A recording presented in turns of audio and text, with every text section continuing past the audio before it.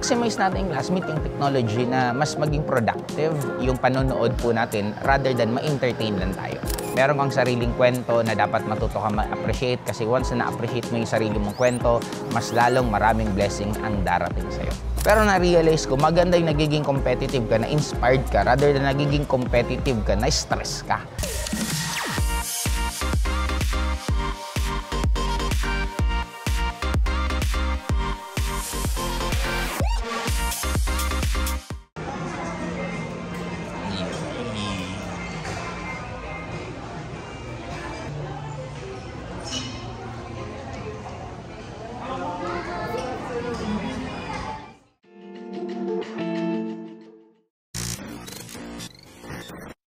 Hi classmate, ito tayo ngayon bago umuwi ng Bicol.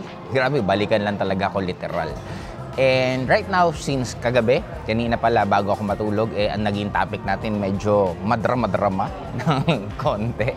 Ito naman pag-uusapan natin is 8 things to be thankful of about life. Kasi totoo lang, ang dami naman blessings na nangyayari sa atin, but minsan, mas nag-focus tayo dun sa mga wala sa atin or sa mga negative sa atin. Kaya minsan, hindi na natin na-appreciate. Kaya i-remind ko kayo at i-remind ko rin sarili ko.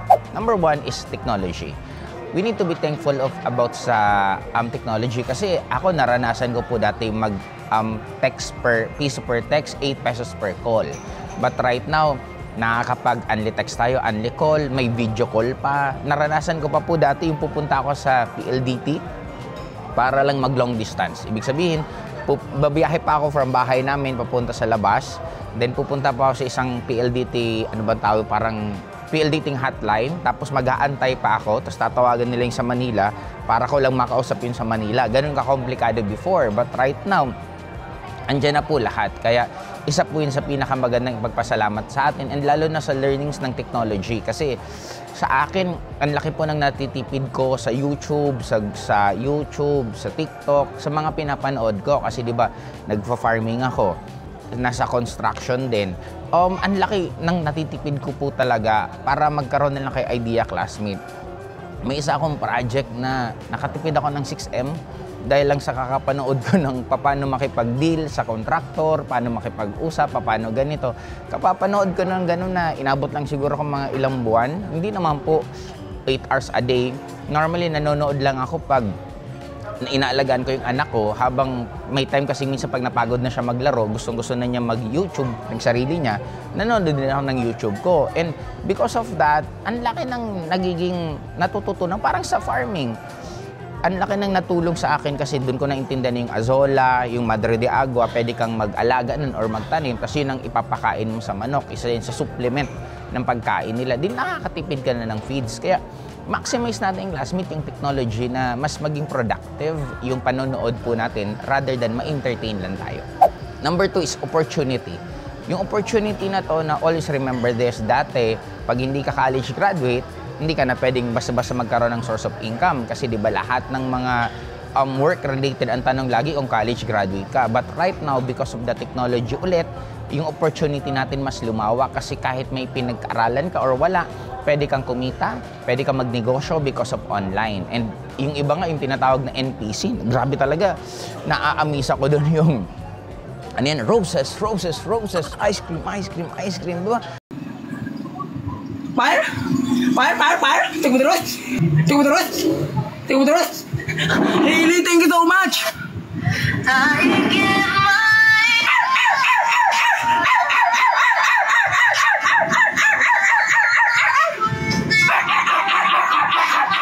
Tapos kumikita sila, sabihin mo na kahit mga 20 o 30 na lang siguro isang buwan. Pero nakaka-amaze kasi dati walang ganong klaseng opportunity but right now meron ng ganon. Ang dami pang naglabasan kasi video editing, photo editing, ang daming opportunity right now rather than nung unang panahon. Kaya isa pa yun sa ipagpapasalamat natin. Number 3, classmate, we have a clean water and air. Ako naalala ko yung kwento sa akin dati ng father ko na they need to walk for more than 1 kilometer para lang kumuha ng tubig. Isipin mo, maglalakad ka, sasalo ka, tapos ibabalik mo ulit sa bahay mo, gaano kahirap yun. Ako naman, inabutan ko na yung poso, di ba? Yung magbobomba ka para may lumabas na tubig. And right now, kung meron ka classmate na gripo sa bahay mo, na pag inon mo, nandun na yung tubig, imagine mo kung gaano ka kaswerte. Kasi sabi nga nila, yung buhay natin right now, ito yung buhay ng mga hari at reyna nung sinaunang panahon. And right now, nasa atin na yan. Kaya dapat pagpapasalamat pa rin natin yan. Kaya pasalamat ka sa tubig mo, pasalamat ka na sisingot mong hangin, kung fresh pa yan. Lalo na kung taga-province ka, napakaswerte mo pa. Kaya, di ba, ang daming ipagpapasalamat, nakakatatlo pa lang tayo. Number 4, stable home. Yes, ang Pilipinas medyo magulo kasi magugulo mga politiko natin. Pero always remember, still sana din huwag tayong maging maisama sa giyera sa nangyayari ngayon. Kasi di ba kawawa po talaga tayo. But as of now, since wala pa naman po talagang giyera nangyayari, we need to be thankful na may bahay kang inuuwian. Magmalaki man yan, magmaliit, it doesn't really matter. Kasi ang importante dyan yung mga taong nakatira sa loob, kung paano nyo mahal ang isa't isa at paano kayo nagsasama-sama. Number 5, physical mobility. If you can still, ito nga classmate, kung nalulungkot ka na you don't have the money, try to imagine yung mga sobrang yayaman na nasa hospital na may mga nararamdaman. If magpapalit kayo ng pwesto, I'm sure gustong-gusto nila na makipagpalit sa inyo. Kaya minsan kung ikaw yun dun sa sitwasyon na parang nakikita, kasi siyempre dami natin nakikita sa TikTok, sa YouTube, sa Facebook, ng mga lifestyle ng ibang tao, always remember this, meron ka na wala sila.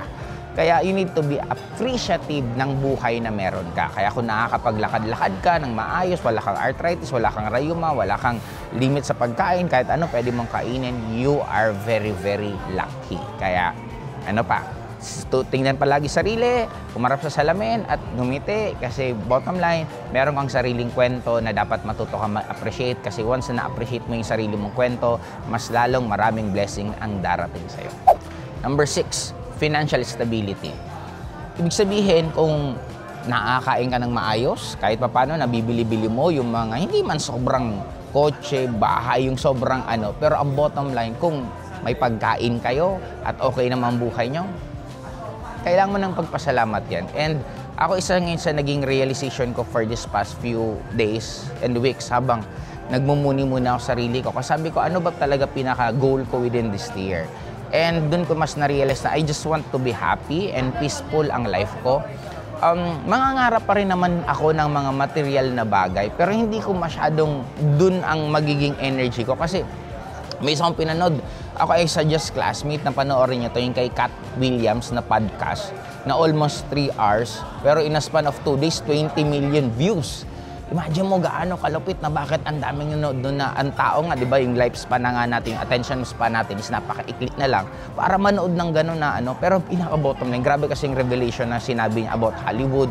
And yun naman talagang totoo na even ako, kaya nga ako nabansagan na awakener kasi sa mga kasamahan ko talaga, wala talagang preno bibig ko. Kaya lang dito nga sa SOCMED, medyo titimplahin ko ng maayos kasi pag ang nakakarinig yung mga taong hindi pa ready, talagang grabe yung impact sa kanila.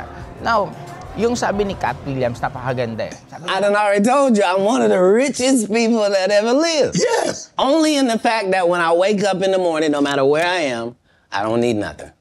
Whatever I need is right around me, and whatever I don't have, it's only just because I don't have it. It's not because I can't get it. All I got to do is want it, and it belongs to me. So because of that, because I'm favored by God, like when I see people's wives and stuff, I don't even look at them. You know what I mean? Like I don't want to look at nothing I don't want to have. Because I know how blessed I am. If I look at it, I got it. Sabi niya, napakayaman niya. Napakayaman niya hindi dahil sa ang dami niyang pera. Napakayaman niya kasi konti lang ang gusto niya. Pati ako napaisip, sabi ko, oo nga. No? Parang example, ang point niya. Nakita niya to. Hindi niya to titingnan. Kasi ang point niya, kung hindi ko to nakikita, hindi ko gugustuhin. Kung hindi ko gugustuhin, hindi ako magsusumikap, hindi ako ma-stress sa buhay. In short, di ba?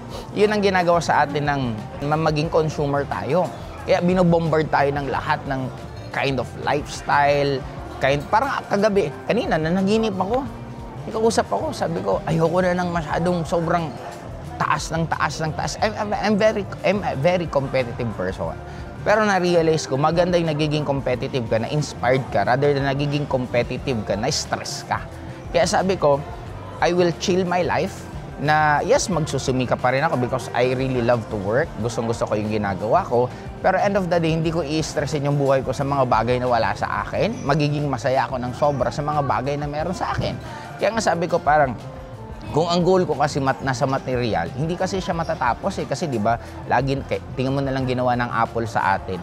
Every year, ang labas ng cellphone, tas pinapaliit, pinapalaki, pinapanipis, pinapakapal. Yun lang naman ginagawa nila. Tinatanggalan ng charger, binabalik yung charger, di ba? Para tayo bumili ng bumili. Kaya right now, ang pinaka-focus ko is maging masaya, maging peaceful ang life. Kaya again, classmate, there's nothing wrong. Kung ano man ang sitwasyon mo, be happy about it. Kasi isa lang sure ko, may mga taong pinapangarap din yung sitwasyon. Number 7, if you have supportive family and friends, pasalamat ka kasi ako nga, hindi nga buo, di ba, wala na yung mama ko, hindi na buo family ko. Di ba? Kaya sa'yo kung meron kang pamilya, lalo andyan nanay at tatay mo, pakititigan mo naman ng mabuti classmate kasi baka hindi mo napapansin, nagkakaedad na sila. Di ba? Learn to date them, learn to hug them, learn to say I love you kasi mas masarap magsabi ng I love you sa taong buhay pa kaysa sa taong wala na. Kaya classmate, kung meron kang mga makakulit na kaibigan na laging nandyan sa'yo, you need to be happy and thankful kasi swerte mo, hindi lahat ng tao meron ganyan. At sa ating number 8 sa pagtatapos natin, swerte mo classmate na nanonood ka ng video ko. Oo, kasi sa totoo lang, hindi siya experience lang na masasabi ko for this lifetime eh. Itong knowledge na binibigay ko, this is a compounded experience and learning na binibigay ko po sa inyo na honestly libre lang. Kaya nga 'di ba yung past na video ko, nasabi ko medyo masama talaga loob ko kasi I could earn itong binabagsak ko sa inyo, itong kinikwento ko sa inyo, but I choose na ibigay itong ilibre kasi gusto kong ma-uplift ang humanity, especially ang Filipino. Gusto ko ng makabagong Pilipino. Makabagong Pilipino na hindi negative thinker, makabagong Pilipino na marunong mag-critical thinking, makabagong Pilipino na positive sa mundong to na kasi sa totoo lang lahat naman tayo we can achieve anything what we want as long as we are going to believe sa sarili natin. Kaya classmate, yun ang pangwalo ko, you are lucky. Maging thankful ka na isa ka sa nagsimula na nanonood ng vlogs ko. Kung nagsisimula pa lang, konti pa lang subs ko, ngayon umabot ako 100,000 and abangan mo classmate, trabahuin natin ang 1 million subscriber. Kaya dito naman ako na magtatapos and ang last na gusto kong sabihin, kung meron ako mga nabanggit na pinagpapasalamat mo na hindi ko nabanggit, o di i-comment mo na lang. Mag-commentan po tayo dito sa comment section ng mga bagay na pinagpapasalamat mo kasi meron ka at na-experience mo. Kaya hanggang yan, dito lang mo tayo.